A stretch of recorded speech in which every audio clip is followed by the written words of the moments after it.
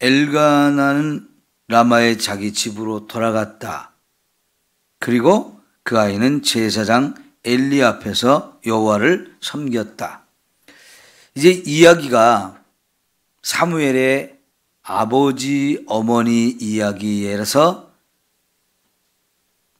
사무엘에게로 이제 이야기가 전환이 되는 겁니다. 그리고 사무엘의 가정 이야기에서 이제 성전으로 장소도 이제 완전히 바뀌어지는 거지요. 이제부터 진짜 이제 사무엘의 이야기가 시작이 되어지고, 동시에 그 성막에 거하는 사무엘과 더불어서 엘리의 아들들이 있는데 이 아들들하고 비교가 되죠. 그런데 사무엘은 아직 어리잖아요. 그 아이는 이제 막 부모가 성전에 갖다 맡긴 아이인데 겨우 젖을 때 나이예요. 아무리 젖을 늦게까지 먹인다 해도 진짜 어린아이. 근데 그 어린 아이를 성전에 갖다 딱 맡기면서 이제부터 너는 여기서 살고 여기서 하나님을 섬겨라. 이렇게 아이를 거기다 놓았는데 어떻게 이렇게 어린 아이를 하나님의 성전에 갖다 놓고 여기서 살아라? 부모하고 떨어져야 된다? 이렇게 될 수 있을까요? 아무리 생각해도 10절까지 1절부터 10절까지 한나의 이 기도의 내용을 통해서 생각해 볼 수밖에 없습니다. 절대 주권을 가진 하나님께 이 아이를 맡겼다고 볼 수 있습니다. 죽이기도 하시고 살리기도 하시는 권한을 가지신 분, 높이기도 하시고 낮추기도 하시는 이 권한을 가지신 분, 부하게도 하고 가난하게도 하시는 이 절대 권한을 가지신 하나님께 아이를 맡긴다는 믿음이 없이는 이렇게 할 수가 없는 거지요. 그 한나는 그런 믿음을 가지고 이 아이를 하나님께 맡겼다고 볼 수 있고요. 그리고 그동안 젖을 뗄 때까지 아이를 자기가 기르면서 얼마나 많이 하나님에 대해서 이야기를 했겠습니까? 특별히 너는 기도할 때 하나님께서 응답으로 주신 아이다. 하나님의 응답으로 주신 아이다. 내 태문이 막혀서 전혀 아이를 낳지 못했는데 하나님께 내가 간절히 기도할 때에 하나님이 그 응답으로 주셨다. 그러면서 그 하나님이 어떤 분인지를 얼마나 많이 가르쳤을까요? 옛날 우리 이야기들을 들어보면 절에 가서 불공을 들여가지고 자식을 낳았다. 그런 얘기들 많이 나오잖아요. 그래서 그렇게 낳은 자녀들이 뭐 부처님에게 뭘 어쩐다 저쩐다 그런 얘기들이 옛날에 참 많이 있었어요. 그것처럼 여러분 이게 그 부처에서 하나님으로 우리가 바뀌었을 때에 이 한나가 사무엘을 얼마나 그런 얘기를 많이 들려주었을까 하는 이야기죠. 그러니까 이 아이가 엄마하고 떨어지면서도 이제 거기서 살 수 있게 되도록 철저하게 하나님에 대한 교육을 했으리라고 볼 수 있습니다. 여러분 모세도 죽을 뻔하다가 살아났잖아요. 애굽의 왕이 유대인들의 자녀들을 가운데 아들이 나면 다 죽이라 이렇게 명령을 내려서 다른 집 아이들 다 죽었습니다. 어떤 부모가 자기 자식을 그렇게 낳아가지고 아들이라고 죽일 수 있겠습니까? 그러나 왕의 명령이 워낙 무섭기 때문에 그걸 또 철저하게 조사하고 다니니까 죽일 수밖에 없는 거지요. 그런데 모세의 부모는 목숨을 걸고 자식을 살리려고 죽이지 않았습니다. 그러다가 이제 아이가 점점 자라면서 소리가 커지니까 더 이상 집에서 기를 수 없는 상황이 되었을 때 나일강에 갈대 상자를 띄우고 거기에 아이를 놓지 않습니까? 살리려는 것이죠. 근데 마침 바로의 공주가 강가로 나왔다가 그 아이를 보고 너무 좋으니까 자기가 키우겠다고, 내 아들을 삼고 내가 키우겠다고 했는데 그 공주의 몸에서 젖이 나야 이걸 키울 텐데 그렇지 못하니까요, 유모를 구해서 이 아이의 키우게 하는데 결국은 엄마가 유모가 되잖아요. 그리고 그 아이를 얼마 동안 키우다가 다시 이제 왕궁으로 들어가게 되어지는데, 그때까지 엄마가 이 아이를 젖을 먹으면서 얼마나 너는 유대인이다, 유대인의 아들이다, 우리는 하나님을 믿는다, 이것을 얼마나 교육을 시켰을까요? 결국은 이 모세가 애굽의 왕궁에 들어가서 40까지 자랐고 애굽의 왕이 되기 위한 교육들을 철저하게 받았습니다. 그럼에도 불구하고 어려서 젖을 먹으면서 엄마에게 배운 이 하나님, 그리고 유대인에 대한 이 교육이 그의 모든 걸 지배했죠.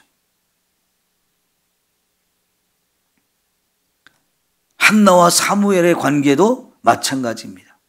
그래서 우리가 아이들을 어려서부터 철저하게 믿음으로 잘 양육하는 게 너무너무 중요한 일이지요. 그래야 그 아이가 믿음으로 서고 평생을 그 믿음 갖고 살게 되어지는데, 여러분, 서양에서는 그런 얘기가 있어요. 우리가 평생 배우고 하는 것들은 이 세상에서 어떻게 살아야 되고 무엇을 하고 살아야 되는 것을 유치원 때까지 다 결정난다는 거예요. 유치원에 가서 배우는 그걸로 결국은 평생을 우리가 살아간다고 이야기합니다. 그 어렸을 때 부모와 선생님으로부터 무엇을 배우고 무엇을 공부했는가, 이게 평생을 좌우한다는 얘기죠. 비록 어리지만 사무엘은 성전에서 자라면서 누구를 섬겼어요? 여호와를 섬겼다 그랬습니다. 그런데 12절에 보니까 엘리의 아들들은 행실이 나빠서 여호와를 알지 못했다라고 고백하고 있어요. 엘리의 아들들이 누굽니까? 홈니와 비느하스. 근데 이 아들들은 행실이 나빴어요. 이들은 제사장입니다. 아버지도 제사장, 자녀들도 제사장. 하나님이 아론의 후손에게 세습을 시켜줘 가지고 이 제사장 제도는 세습이 되어지는 건데, 제사장인데도 불구하고 행실이 나빴고 여호와를 알지 못했다는 겁니다. 여러분, 여호와를 알지 못하는 사람이 제사장이 된다? 이게 세습 제도의 문제점인 거죠. 세습한다고 해서 다 이렇게 되는 것은 아니지만 세습 제도의 심각한 문제가 바로 이런 부분이에요. 자격이 없어도 되는 겁니다. 자격이 없어도.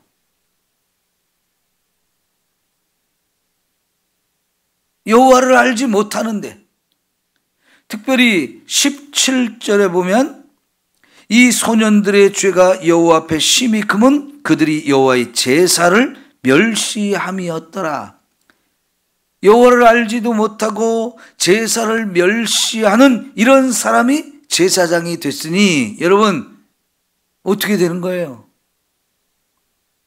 이거는 망조가 된 거죠. 너무나 심각한 상황이 되어진 겁니다. 그런데도 불구하고 이 제사장을 패하지 못하는 상황, 이게 정말 심각한 문제가 되어지는데, 이 제사장의 자리는 뭡니까? 이스라엘 전체의 영적인 신앙에 관한 부분을 책임져야 될 사람들인데 이들이 이렇게 엉터리가 됐으니, 그래서 그 시대가 사사시대가 될 수밖에 없었던 거죠. 그런데 하나님께서는요, 이제 뒷부분에 가면 이 책임을 아버지에게 묻습니다. 아버지인 엘리에게 이 책임을 물어요. 그 얘기는 뭡니까? 아버지가 아들들을 잘못 가르쳤다는 얘기지요. 그렇게 될 수밖에 없는 것은 엘리조차도 엉터리 제사장이었거든요. 엘리도 엉터리 제사장이니까 자기 자녀들을 그렇게 키울 수밖에 없습니다. 이 책임을 하나님께서는 부모에게 물었습니다. 자녀 교육은 분명히 부모에게 책임이 있는 거니까요.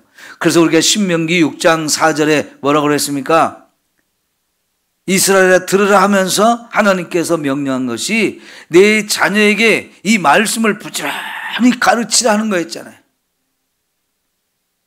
자녀에게 말씀을 가르쳐서 여호와를 사랑하게 만드는 것, 그것은 전적으로 부모의 책임인데, 그것도 대제사장인 엘리가 자기 자녀들이 제사장이 되어서 이스라엘을 이끌고 가야 되는데 하나님 바로 섬길 수 있도록 하는 이 책임을 가진 존재인데, 부모가 자녀들을 제대로 가르치지 못해서 엉터리가 된 거예요. 제사장의 아들, 제사장이 하나님을 모르고 제사를 멸시하는 사람이 제사장의 역할을 하고 있으니 이 제사 하나님 받으시겠습니까? 받을 수 없는 거죠. 결국은 하나님이 이 가문의 문을 닫아버리셨습니다. 너무나 큰 벌을 받게 되어지는 거지요. 여러분, 우리 자녀들을 하나님을 모르는 사람, 제사를 멸시하는 사람이 되도록 해서는 이게 큰 죄인 거지요.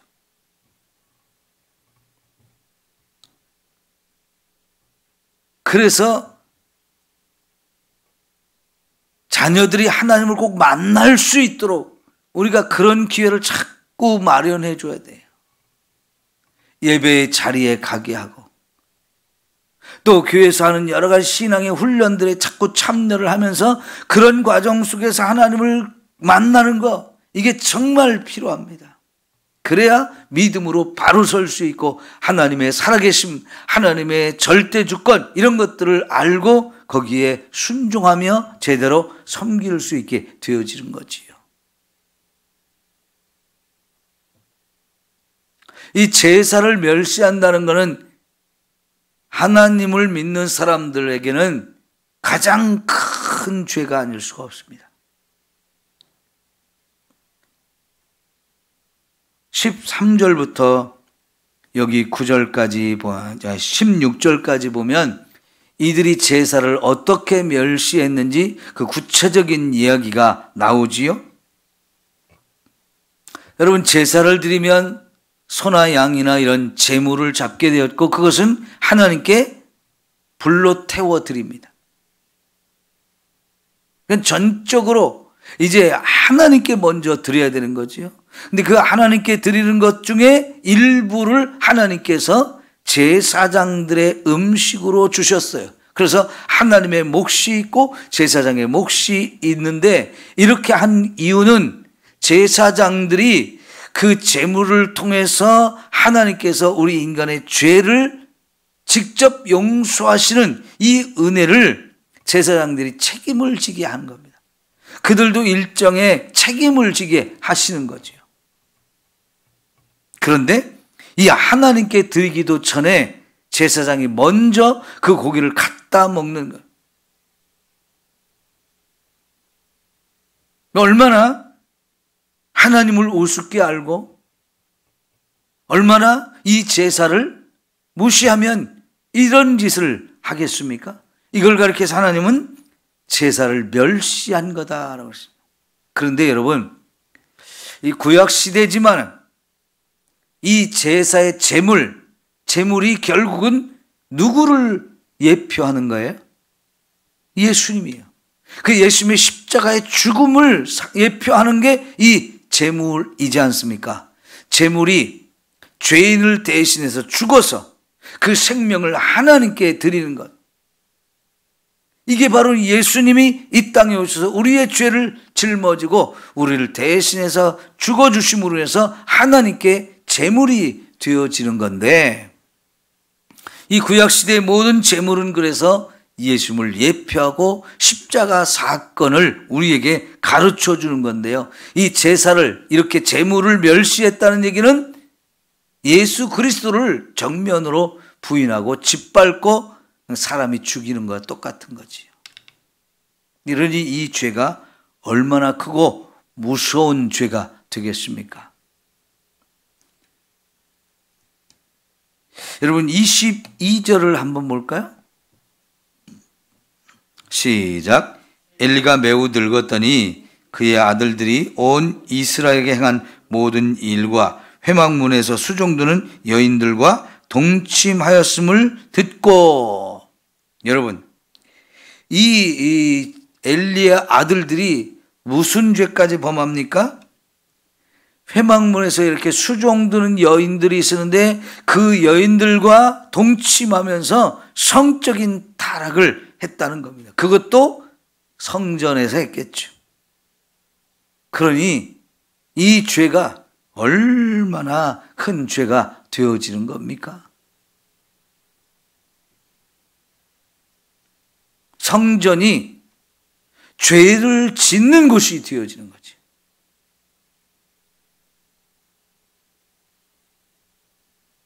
예수님께서 성전에 들어가셔서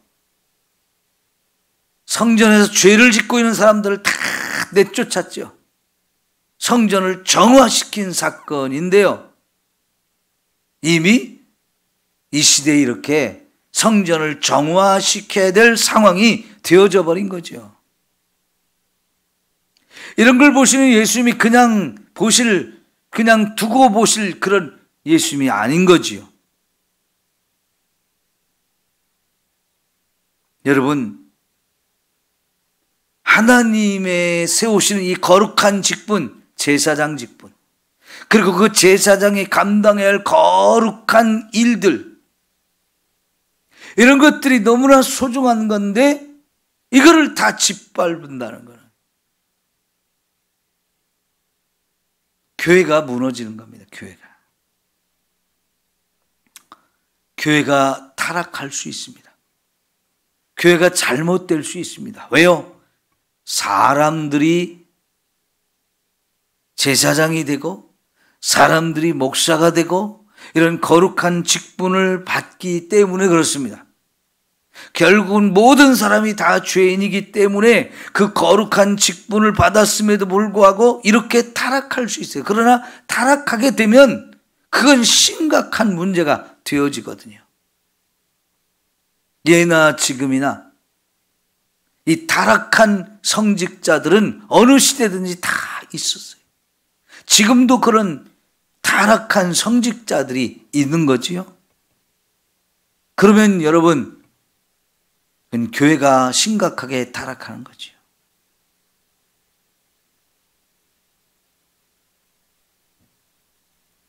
(500년) 전에 종교개혁이 일어났죠.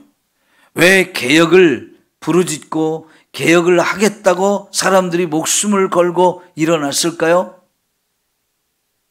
너무나 타락했기 때문에 그렇습니다. 교회가 타락하고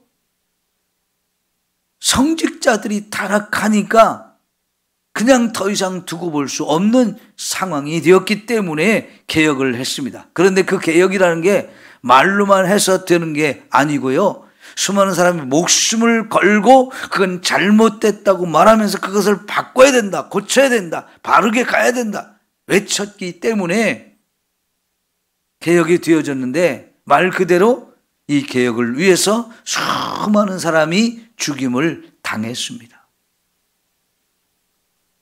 그런 가운데 개혁이 되면서 성경으로 돌아가자, 말씀으로 돌아가자, 이래서 결국은 바로 잡아지고 개혁된 거거든요.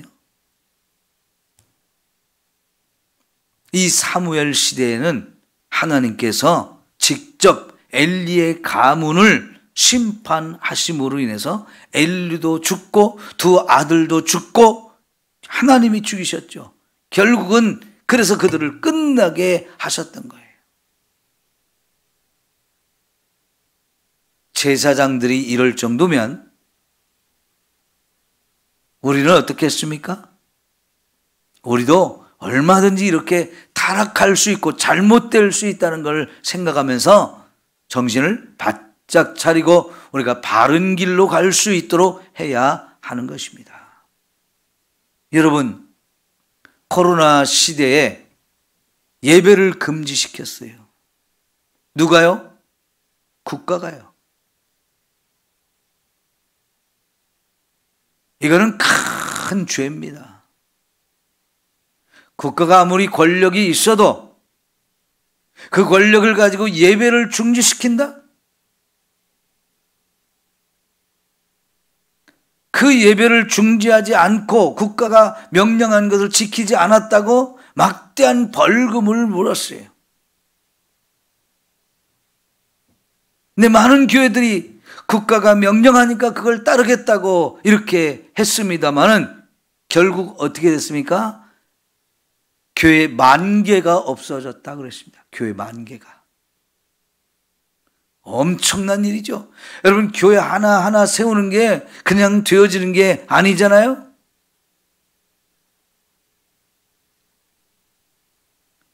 예수님의 피로 값을 주고 세운 것이 교회인데 그 교회가 10,000개가 없어진다. 결국은 뭡니까? 목회자들이 교회를 책임지지 아니하고 성도들이 교회를 책임지지 않은 겁니다. 뭐 때문에? 예배를 드리지 않다 보니까 믿음이 다 사라진 거예요. 처음에는 금방 해결되겠지 했지만 이게 하루 이틀이 아니었잖아요. 점점 예배를 드리지 못하는 시간이 길어지면서 예배를 드리지 않던 사람들의 믿음이 다 식어버렸어요. 하나님을 향한 열정과 사랑이 다 식어졌습니다. 목회자도 나 이렇게 해서는 못 살겠다. 밥도 못 먹겠다.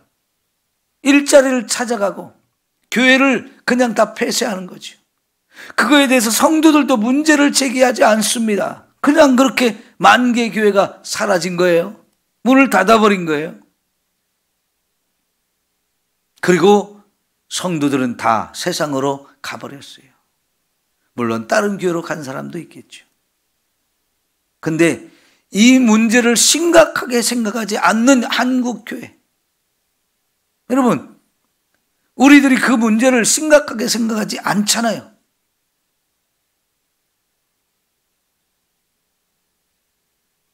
한국교회가 이 문제를 심각하게 생각하지 않다 보니 교회는 점점 힘을 잃어버리고 세상에서 무시를 당하게 되어집니다. 오늘 하나님께서 여호와를 알지 못하는 제사장, 제사를 멸시하는 이 제사장들을 심판하시는 것처럼 지금 한국교회도 하나님의 진노 아래에 있어요. 심판을 받고 있는 중입니다. 우린 정신을 바짝 차려서 하나님께 예배드리기를 정말 열심을 다해야 되고요. 바른 예배를 드리고 바르게 하나님을 알고 하나님 앞에 우리가 바로 서기를 위해서 몸부림을 쳐야 합니다. 우리 코로나 시대에도 예배를 철저하게 지키려고 얼마나 애를 썼습니까?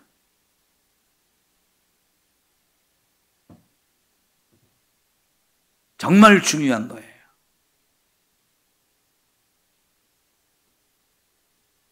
예배가 멸시되면 믿음도 다 멸시되는 거예요. 하나님과 우리의 관계가 끊어지게 되는 거예요. 우리는 하나님 앞에 예배드리기를 목숨을 걸고 해야 하는 거지요.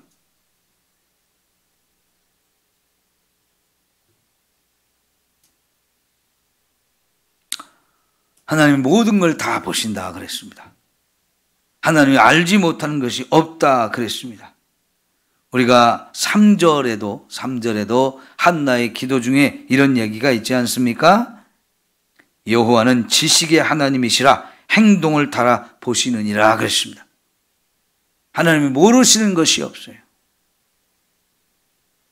어디에서 누가 무엇을 하는지 모든 것을 다 아시는데 우리 마음의 생각까지도 다 감찰하시는 분이 하나님이실진데 우리 생각조차도 망령된 생각을 하지 않도록 정말 조심해야죠. 우리 늘 깨어있기를 축원합니다. 하나님 앞에 바로 서 있기를 축원합니다. 기도하십시다.